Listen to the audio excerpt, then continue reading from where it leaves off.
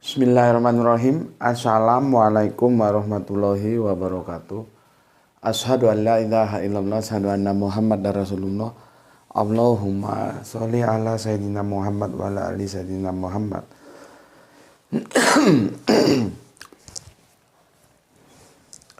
Kama sholaita ala sayyidina Ibrahim wa ala ali sayyidina Ibrahim bil alamina innaka Hamidum Majid. Sebelumnya kita panjatkan dahulu doa kepada Gusti Allah Agung untuk saudara-saudara kita yang telah memberikan sholawatnya kepada channel dakwah ini, ya. Dengan sebuah harapan tentunya, semoga sholawat itu menjadi catatan langit amal soleh bagi mereka dan keluarganya kelak, dan insya Allah akan terbalaskan dengan balasan yang lebih baik lagi. Kita berterima kasih kepada beliau-beliaunya karena beliau-beliaunya lah ya yang secara finansial, secara ekonomi dilebihkan oleh Gusti Allah Agung dan mengambil kepedulian terhadap kegiatan-kegiatan dakwah dengan cara memberikan sholawatnya lewat tempat dakwah, ya. Dengan itu semua dapat eksislah kajian-kajian ini hadir dalam ruang-ruang diskusi kalian semuanya dimanapun kalian berada. Oke. Selanjutnya aku ucapkan terima kasih untuk seluruh viewer terkasihku dimanapun kalian berada, ya, di mancanegara maupun di dalam negeri, ya. Aku ucapkan terima kasih dan semoga selalu always dan tidak pernah never tetaplah bertumbuh menjadi pribadi yang anti skip dan anti download. Bagi yang berkenan silahkan saja di share, tapi linknya ya, jadi jangan dipotong setelah diunduh, nanti diunggah ulang, jangan. Kasihan yang nonton juga kasihan gitu. Kamu kan menipu, karena itu kalau salah motong itu pesannya sudah berubah tidak seperti video aslinya. Ya. Dan sampai sekarang kan aku ya kadang-kadang tahu sendiri, kadang-kadang ada yang mengirimkan potongan videonya sama aku gitu ya. Sampai sekarang aku belum pernah kasih izin kepada siapapun untuk ngambil video dari channel YouTubeku gitu, ya. Oke, jadi mohonlah jangan. Berikutnya kalian semua, aku tidak bisa sebutkan satu persatu. Terima kasih atas doa-doa baiknya dan semoga kebaikan doa itu juga tercurahkan untukmu. Kita sebagai sesama saudara muslim saling mendoakan dalam kebaikan dan insya Allah, ya, insya Allah doa kita bagian dari sekian banyak doa yang dikabulkan oleh Gusti Allah Agung. Amin amin ya rabbal alamin.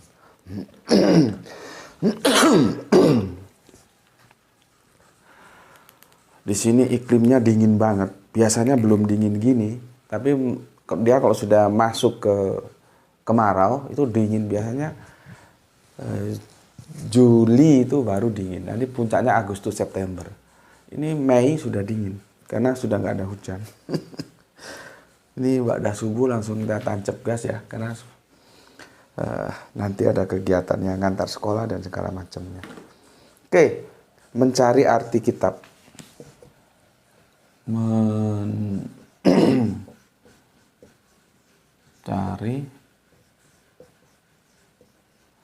arti kitab seri kedua, ya, yang mana telah aku sampaikan kajian ini seri satunya yang kemarin yang kita unggah memang sebetulnya tidak membahas kitab. Yang jadi masalah itu adalah ketika kita tahu dari pesanan yang direquest oleh Soleha kita hari ini, ya, di Quran surat 5 110 itu, ya, ternyata menulis itu kalau kita cek ke original teksnya itu adalah dari diksi kitab. Ya, triggernya di sana, ya. Jadi meskipun kita kemarin baru membahas inilah arti Umi dan itu merupakan opposite daripada ahli kitab, sebetulnya tidak ada kaitannya. Ini triggernya bukan itu. Ini triggernya dari kajian yang tajuknya direquest oleh Soleha kita hari ini, gitu ya. Kemarin kan kita menjelaskan bahwa Umi itu merupakan opposite dari ahli kitab. Artinya ketika kita mengerti apa itu terminologi ahli kitab, maka otomatis umi kita jadi mengerti. Begitu juga ketika kita mengerti terminologi umi, bisa dibalik, jadi itu berbanding lurus. Kita bisa mengerti apa terminologi ahli kitab. Sama aja kalau kita sudah tahu sandal yang ini kanan, maka berikutnya kita sudah bisa pastikan mesti kiri. Begitu juga kalau kita tahu, oh sandal ini kiri, maka selanjutnya bisa kita pastikan kanan. Karena itu saling opposite dengan posisinya itu yang diametral. Kalau satu kanan dan satu kiri gitu ya. Tapi ya tugas kita hanya menjelaskan, tidak pernah memaksakan kepada siapapun. Kalau masih ada saudara-saudara kita yang masih mengatakan Kanjeng Nabi yang mulia itu, ya yang selalu menjadi junjungan kita, yang membawa kita untuk mengenal kepada Gusti Allah Agung. Mereka bilang apa? Buta huruf, nggak melek huruf. Dan opposite seperti itu kan gini ya. Aku sering keluar dari out of the box dalam metodologi penjelasan. Maka ketika menjelaskan aku menggunakan opposite itu. Dan kalau memang di pondok pesantren dicari, ya nggak ada. Itu kan hanya sekedar cara aku menjelaskan yang paling gampang. Cara apa ya? Dan biasanya aku menggunakan analogi-analogi gitu. Ya. Jadi kalau misalkan di pondok pesantren ya metodologi itu nggak ada. Ya, bagi teman-teman yang alumni pesantren terus sudah kukuh dengan otak yang sudah terkontaminasi oleh dogma bahwa umi itu buta huruf, ya sulit menerima itu. Sulit, nggak bisa, nggak mampu dan mesti nggak mampu lah. Mesti berapa kali kita jelaskan juga otaknya tetap aja tumpul setengah tiang gitu. Jadi ya kita maklumi saja ya. Dan kita kan bukan diperintahkan untuk menjadikan ya. Tapi untuk menjelaskan, dia jadi ngerti atau nggak ngerti ya biarlah dia sendiri yang berproses gitu. Oke, jadi ini nggak ada hubungannya dengan yang umi yang ahli kitab itu ya. Ini triggernya adalah request dari si Rini soleha kita. Sebentar aku tak copy morning dulu. Logika tanpa logistik nggak jalan. Bismillahirrahmanirrahim.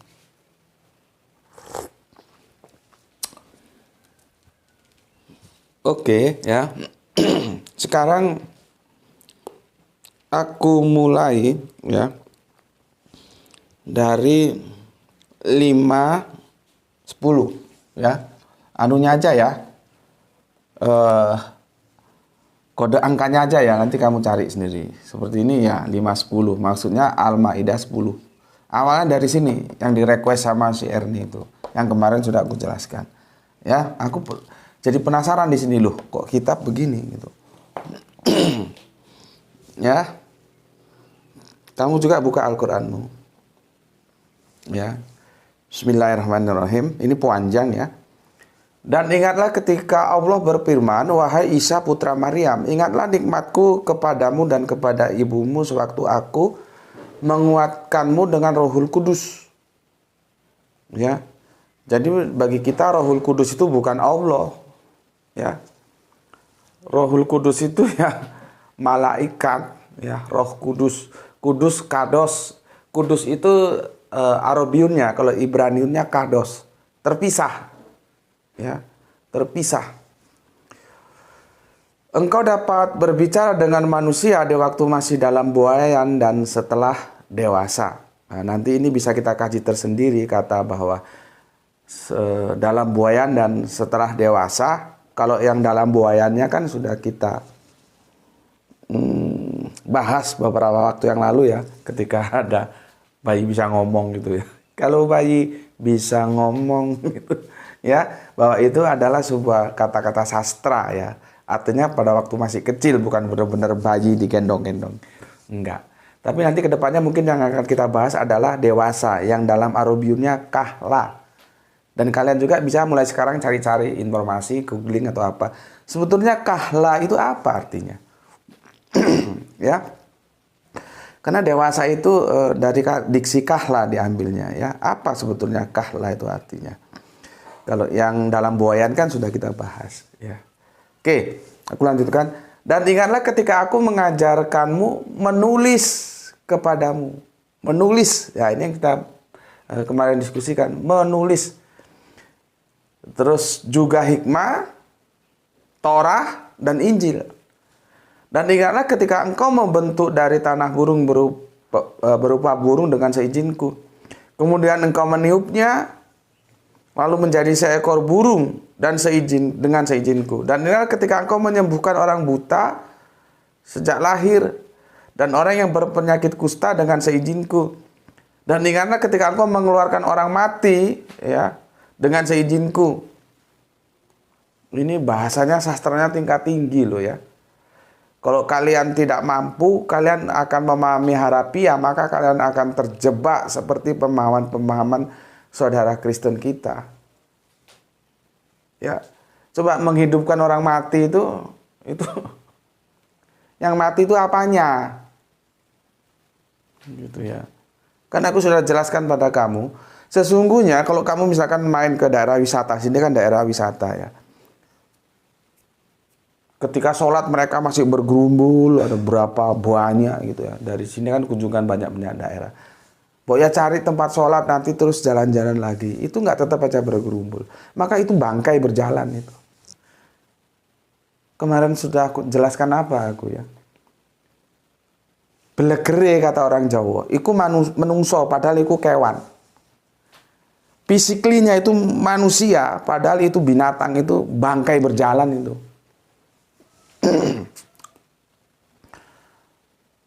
Makanya ketika aku dulu diajarkan sama almarhum Gus Husnul Hadi juga guru Al-Quranku, terus ada lagi almarhum Gus Panani guru Al-Quranku ya, yang ngajarkan aku Gus Panani itu tentang la ilaha illallah itu ya, yang suruh mengajarkan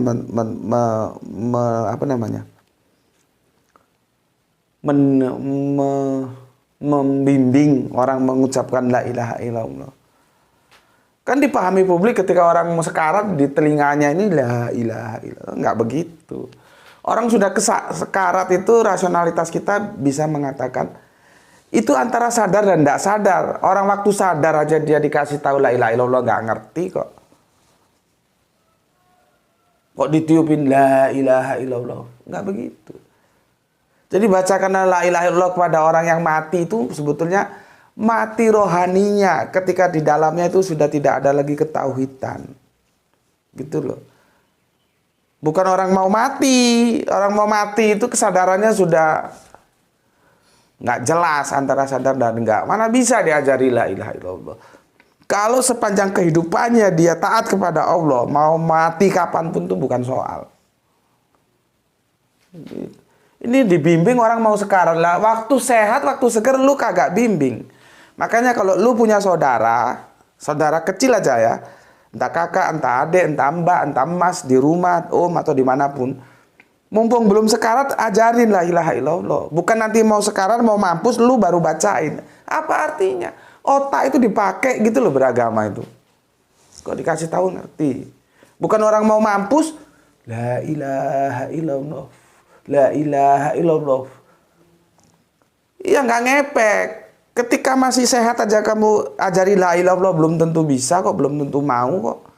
Kan tidak semua orang bisa menerima dakwah yang kita berikan. Jadi udah mau sekarat dibacain. Goblok. Bismillahirrahmanirrahim.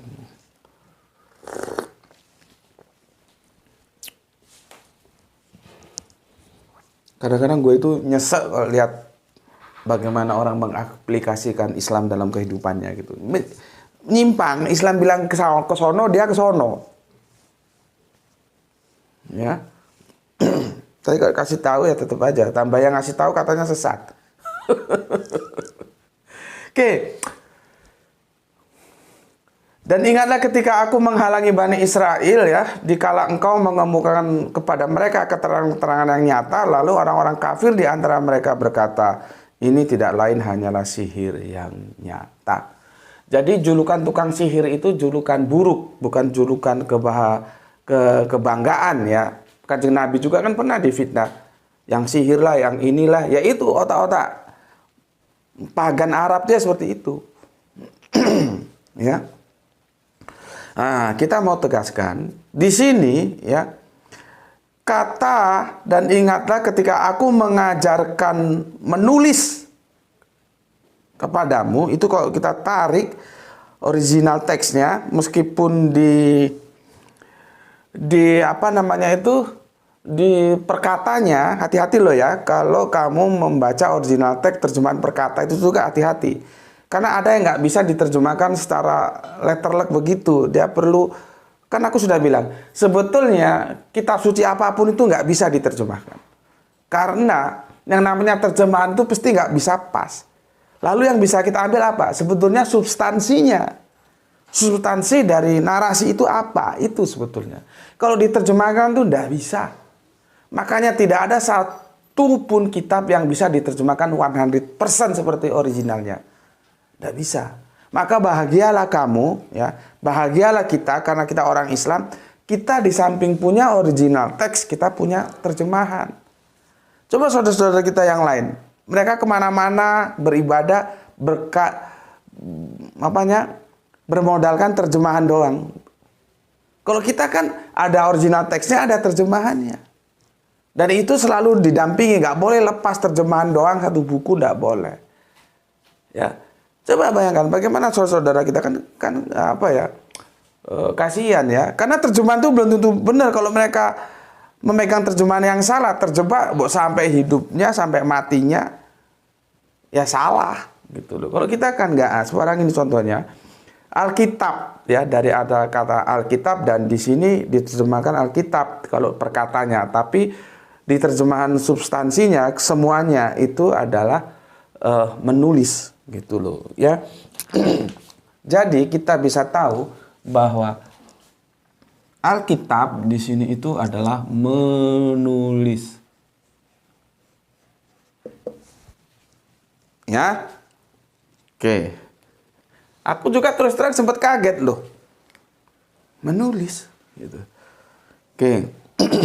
Inilah kemarin yang aku bilang, ada ayat Muhammad dan mutasabihat. Ketika mutasabihat itu kita harus ekstra hati-hati karena mengalami polisemi. Alkitab ini polisemi. Ya. Oke. Yang kemudian ya, surat 19 ayat 16. Ya. Aku ginikan tuh supaya aku punya pertanggungjawaban literasi. Kalau kamu nggak setuju ke literasi ini, jadi diskusi kita di literasi. Tapi jarang yang begitu. Kalau nggak setuju langsung nyerang pribadi dia.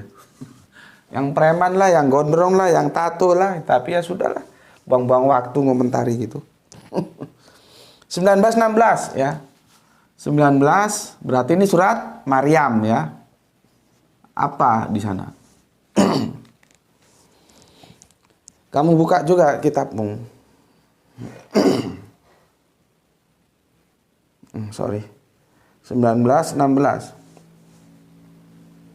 19:16. Kita sama-sama buka loh ya. Nanti kalau aku salah kutip kamu bisa luruskan gitu. Bismillahirrahmanirrahim.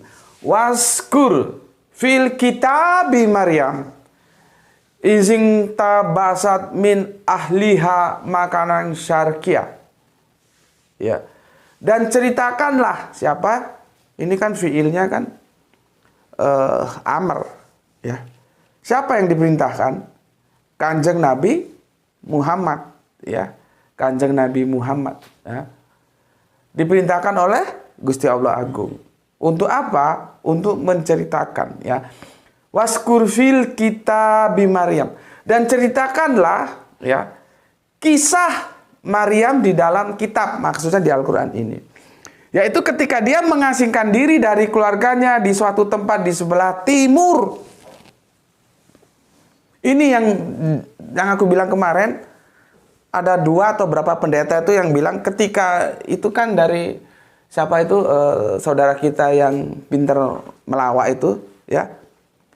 Siapa namanya lupa aku. Ya. Yang dia sendiri dulu pengikut aliran gereja setan atau apa gitu, terus tobat atau gimana nggak tahu aku ya.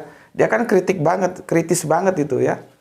Yang Tuhan bukan teh celup itu loh, naik turun. Nah itu tadi malam kan kita bahas. Mana ada ya, naik ke atas langit gitu ya. Nanti malam nanti kita lanjutkan ya. Itu kan dia ngomong usia dari berapa tahun? 3 tahun sampai berapa? Ke 30 tahun itu atau sampai berapa itu kan sempat missing gitu, sempat hilang. Kan Yesus itu mulai diberitakan ketika lahir, sunat, umur ya 12-an tahun, diskusi sama ahli Torah. Makanya di Al-Quran dikatakan sebetulnya itu bicara itu bukan diterjemahkan bicara. Ya. Kanjeng Nabi Isa mulai kecil tuh sudah pandai berdakwah, berdiplomasi, berdialog secara akademis, secara literal. Lawannya siapa? Pakar-pakar ahli kitab Yahudi. Sampai nanti dewasa. Kan begitu di surat yang ketiga. Cuman terjemahan kita dan dogmanya sudah menjadi mengakar berurat. Oh, ini Kanjeng Nabi Isa bisa ngomong sejak bayi. Enggak begitu. Dan kemarin sudah aku jelaskan, Kanjeng Nabi Isa itu adalah buah dari pendidikan yang berkualitas. Dia dididik oleh mamanya, mamanya dididik oleh Imam Besar Zakaria.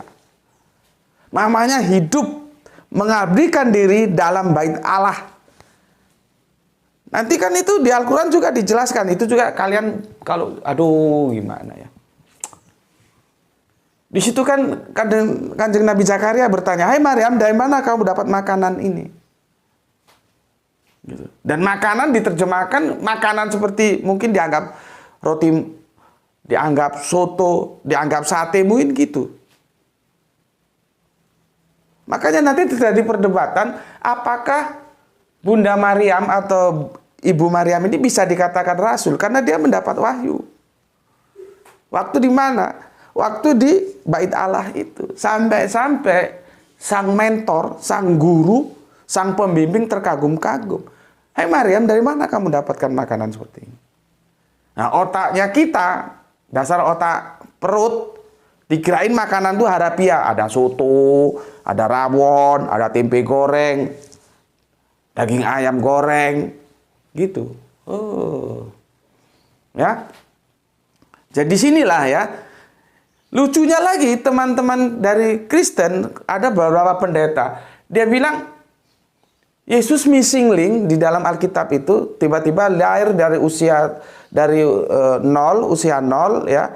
Terus usia sekitar yang disunat itu ada di Lukas, terus nanti yang diajak mamanya itu sama bapaknya tiba-tiba menghilang itu loh. Itu usia kan sekitar 12 tahunan. Setelah itu kan hilang cerita Yesus. Baru nanti di usia ke 30 sampai 33.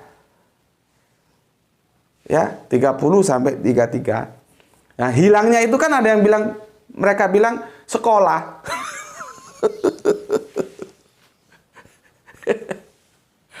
Ya Allah, ya Rabbi, begitu sulitkah membedakan mana Allah yang agung, mana hambanya? Yesus itu harus kita muliakan, harus kita agungkan. Tapi sebagaimanapun kemuliaannya, keagungannya, tetap aja dia seorang hamba yang terpilih atas kasih sayang Gusti Allah Agung menjadi salah satu nabinya. Bukan Allah. Dan sekarang kalau Yesus Allah, Allahnya sekolah. Ini Al-Quran bercerita. Kemana dia hilang? Karena dia dibawa ke suatu tempat di sebelah timur. Buka otak kau tuh biar ngerti. Pada saat itu missing link, berita nggak ada, tertutup. Nanti sudah besar, ya, sudah dewasa, sudah besar, sudah diajari sama mamanya. Ayo sekarang kamu berdakwah sama kaummu. Maka dibawa pulang, kembali kepada kaumnya, karena sudah sampai waktunya dia harus berdakwah kepada kaumnya. Sama mamanya diketemukan sama kaumnya. Kan sudah kita bahas itu. Kaumnya ngomong, ini siapa ini kamu? Ini kamu itu sungguh memalukan. Kamu saudara Ukta Harun, bapak mamamu bukan pezina. Tiba-tiba kamu pulang dengan laki-laki gini. Ini siapa ini? Terus Bunda Maryam kan nggak mau ngomong. Nih ngomong sama ini. Apa tua-tua yang dibilang? Masa kami ngomong sama anak kecil yang masih dalam ayunan? Itu merendahkan. Jadi enggak gini loh ya. Gue ini kiai, masa ngomong sama anak ingusan? Itu bukan berarti dia benar-benar ingusan itu anak, gitu loh. Goblok. Diajari dari dulu kok nggak ngerti. Itu Kanjeng Nabi itu sudah dewasa, sudah besar, sudah waktunya berdakwah kepada kaumnya. Makanya diajak pulang. Ya, yang hilang itu kemana? Pergi ke sebelah timur. Sebelah timurnya mana? Ayo kita cari bareng-bareng. Kalau penafsir bilang Baitul Maqdis. Itu. Makanya missing link dia. Di sini ya, sebetulnya teman-teman Kristen itu cobalah a priorinya itu dihilangkan. Sama-sama belajar. Ya, nggak usah ngimani Al-Quran, nggak usah. Tapi dengan berita yang ada ini, dia akan terkesima, subhanallah. Betapa akuratnya informasi Al-Quran. Nggak usah ngimani, nggak usah. Tapi sebagai kebenaran, itu seharusnya diakui. Maka kalau kita ditanya, kenapa di Bible itu sempat missing link? Ya karena pergi ke sebelah timur itu. Itu loh. Sebentar, minum dulu. Bismillahirrahmanirrahim.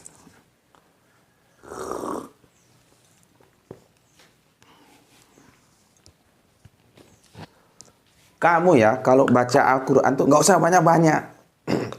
Satu hari, satu lembar. Satu lembar sini-sini gitu. Tapi cermati, ini artinya apa? Maunya apa? Maksudnya gimana sih gitu.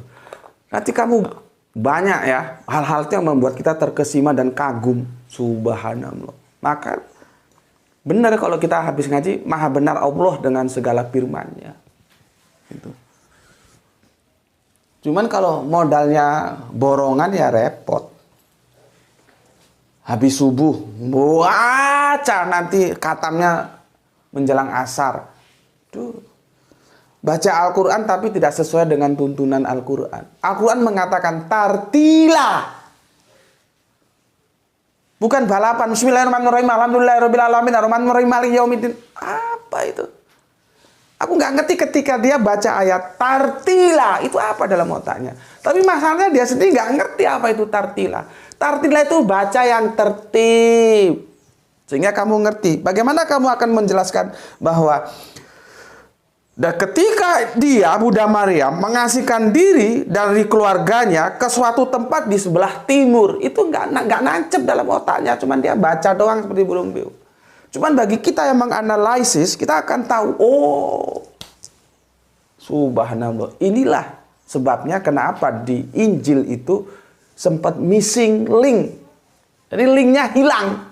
Tiba-tiba muncul Kanjeng Nabi Isa di usia 30-an tahun. Sampai nanti tersalib 33 tahun. Jadi 3 tahun dakwahnya. Ya.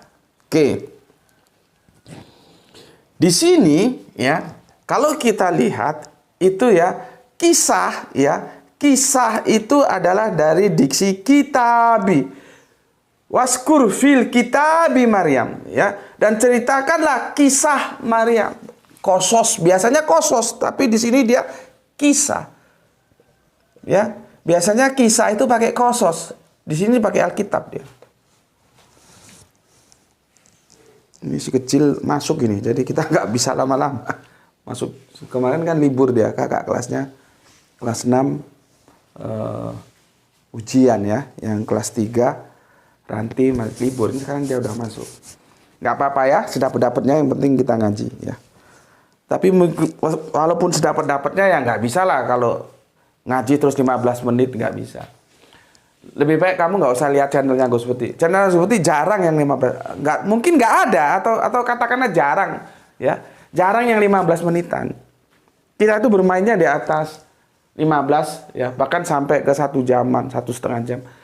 Dan itu tidak ideal gitu loh. Karena publik YouTube kita itu publik, aku katakan istilah baru ya. Otaknya tuh otak fast charging gitu loh. Maunya yang instan-instan. Makanya kalau aku unggah short video itu untuk ngelayani mereka yang sukanya instan-instan, sukanya fast charging gitu. Cuman karena waktu juga kadang-kadang nggak sempet bikin short video. Kalau kajian kita seperti ini dapat 500 PO aja sudah bagus. Tapi kalau short video cepet gitu ya. Ya karena otaknya otak pas charging. Maunya yang cepet-cepetan ya. Ya ini kita cepetkan, cuman jangan berharap terus 15 menit ya, enggak. Ini sudah 30 menit. Ya, sambil menunggu si kecil siap-siap berpakaian sekolah. Oke. Di sini ya, waskur fil kitabi Maryam, ya kitab ya, itu adalah kisah. Jadi Kanjeng Nabi Muhammad disuruh menceritakan ya, fiilnya itu kan fiil amar tuh, disuruh menceritakan oleh Allah kisah Bunda Maryam, Ibu Maryam ya di dalam Alkitab, yaitu ketika dia mengasingkan diri dari keluarganya ke suatu tempat di sebelah timur. Nanti ada yang bilang Mesir. Ya nanti kita lihat ya, kalau dari Palestina sana Mesir sebelah timurnya apa enggak? Karena nanti ada pendapat, bahkan ada sebuah buku itu mengasingkannya di Mesir. Gitu lah. Ya. Cuman ya itu masih debatable, monggo nanti. Dan kita tidak membicarakan tempat di sebelah timur itu yang mana, nanti penjelasannya ada di ayat 17 ya, kau baca sendiri, karena konteks kita pada kali ini adalah untuk membahas bahwa kisah ini berasal dari diksi kitab. Ya, diksi kitab. Ya, maka begini, waskur fil kitabi Maryam, dan ingatlah di dalam, kalau di sini diterjemahkan kitab di anunya, di terjemahan per ayatnya, perkatanya ya kitab. Tapi kalau di sini dia menjadi kisah. Nah, ini kisah. Aduh, waktunya nanggung ya. Dari sini saja masih ada 2 ayat lagi ya. Besoklah kita selesaikan ya. Masih ada 2 lagi. Setidaknya di sini ini sudah menjadi sebuah pertanyaan loh ya. Karena kalau menulis ini apa? Ini fiil kan? Kalau kisah ini apa? Isim dia. Coba. Ya, yang menarik itu ada satu kata tanpa mengalami tasrif. Tasrif itu pemecahan kata. Dia bisa punya 2 makna, fiil sekaligus isim. Itulah kitab. Kan ini menarik ini. Nggak tahu ini pakar-pakar bahasa sudah menemukan ini nggak? Ini aku tahu gini nih ya, nggak. Awalnya aku nggak tahu, gitu loh. Itulah yang aku bilang. Kalau kamu punya pengetahuan, bagikan kepada yang lain. Itu merupakan zakatnya. Kalau kamu nggak bagikan, kamu ngaji di sini, yang awalnya goblok, nggak tahu, jadi tahu. Nah, yang kamu tahu itu bagikan kepada yang lain. Kalau nggak, kamu berarti belum bayar zakatnya. Jangan, sama pengetahuan tuh jangan pelit-pelit gitu loh. Contoh aku, apa yang aku tahu. Aku awalnya ini nggak tahu, tapi setelah tak amati. Kok jadi begini ya? Ternyata kitab tanpa mengalami tasrif, dia punya 2 arti, bisa sebagai isim, bisa sebagai fiil. Coba. Kalau menulis itu jelas fiil dia. Kalau kisah jelas isim. Gitu loh. Karena selama aku ngaji Al-Quran juga, guruku belum pernah menjelaskan ini, gitu loh. Ya. Terus dari mana ini? Dari mana ini pengetahuan ini? Ya Allah bimbing aku, gitu loh. Mungkin kalau teman Kristen bilang, wah itu dalam bimbingan Roh Kudus. Kira-kira begitu ya, dalam bimbingan Roh Kudus gitu ya. Oke, tugas dari kamu, coba kamu cermati, bener nggak analisa aku? Ternyata kitab itu sebuah kata yang tanpa mengalami tasrif bisa sekaligus menjadi fiil dan bisa sekaligus menjadi isim. Karena di surat 5110 dia menulis, di surat 1916 ini Al-Maidah, ini Maryam, dia kisah. Nanti di ayat lain beda lagi. Besok kita akan bahas di 403 dan 22. Nanti yang 22 ini agak panjang nanti, karena kita akan menjelaskan benarkah kitab di Al-Baqarah itu zalikal kitabu itu menuju kepada Al-Qur'an. Nanti agak panjang di sana ya. Oke. Sementara ini dulu, tolong bantu aku, coba kamu cari semua diksi kitab dalam Al-Quran itu. Kenapa bisa begini gitu ya? Yang satu dia bisa fiil, bisa isim. Ini istimewa. Karena kalau kita lihat sorop-sorop ya, dalam Arabiun kata-kata diksi itu dia akan menjadi fiil atau dia menjadi isim. Kan gini, kata kerja, kata dalam Al-Quran itu kan terbagi 3. Ada isim, ada fiil, ada harf. Harf nanti macam-macam, ada harf jar, harf. Nanti ketika kita ma'ana bi qorik, bi itu termasuk harf jar, kata penghubung ya. Biasanya langsung terbagi, dia fiil atau isim. Nah, fiil akan menjadi isim atau isim menjadi fiil. Dia harus mengalami tasrif dulu. Nah, ini dia tanpa tasrif, tetap aja kitab punya arti fiil dan isim, menulis dan kisah. Nah, ini kan suatu pengamatan yang perlu kita kritisi. Artinya ini juga belum tentu benar gitu. Makanya aku minta tolong kamu amati dulu, cari semua kata-kata kitab gitu ya. Nanti terus coba kamu analisa. Karena apa? Kalau nggak gitu kamu nggak mau ngaji nanti, nggak buka Al-Quran nanti. Oke, sampai di sini dulu ya. Pesan aku ya, jaga Allah, jaga Kanjeng Nabi, jaga Al-Quran, jaga sholatmu dalam bangkai iman Islammu. Sebuah keindahan yang kita simpan di dalam hati setelah kita mengelolanya lewat rasionalitas kita, ya. Makanya kita menyebut Islam rasional. Tetapi ingat pesan aku, tetaplah memberi hormat kepada saudara kita yang menempuh jalan lain karena mereka tetap saudara kita, ya. Semoga mendapatkan keberuntungan, ya, rezeki yang barokah dan kesehatan yang prima. Ya, terima. Salam dari aku, salam Isra, Islam rasional. Bismillahirrahmanirrahim. Alhamdulillahirabbil alamin. Matur nuwun.